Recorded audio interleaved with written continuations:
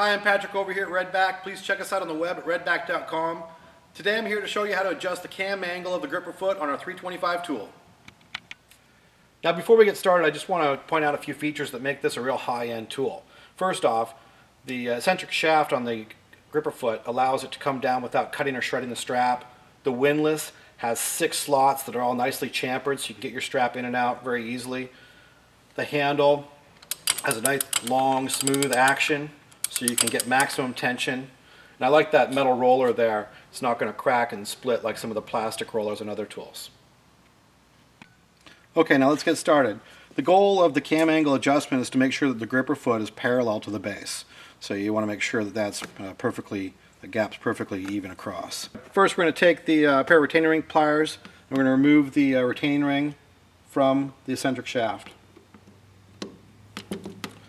Next, we're going to remove the gripper body from the eccentric shaft. And sometimes it helps if you just push the handle down a little bit to help wiggle that off.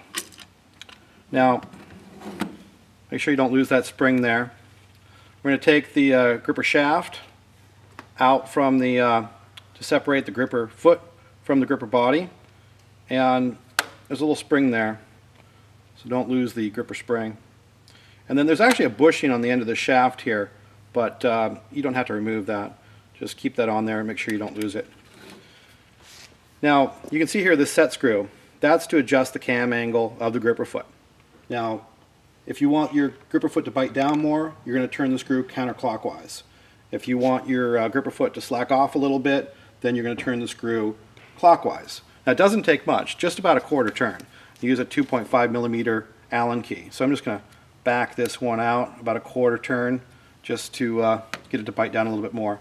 And now we're going to put it back together. So I'm going to take that spring, put that back in the gripper body, then take the gripper foot, slide that back on, take the shaft, slide that in. Just make sure we line it up a little bit better here. So there we go. Now, in the tool body, there's actually this gap here, and that's where this spring is going to seat itself. So, first, there's a hole in the side of the gripper body. We're going to make sure we get the edge of the spring into that, or the end of the spring into that. Then we're going to slide that over the eccentric shaft. And again, push down the handle sometimes helps you get that gripper foot on there. Now I'm going to use my Allen key and I'm going to push the end of the spring into that gap. Okay, then maybe push down the handle and oops, just slide it out. Push it in there, and then just keep sliding out. There we go. Okay, and then we're going to take our retaining ring and put it back on.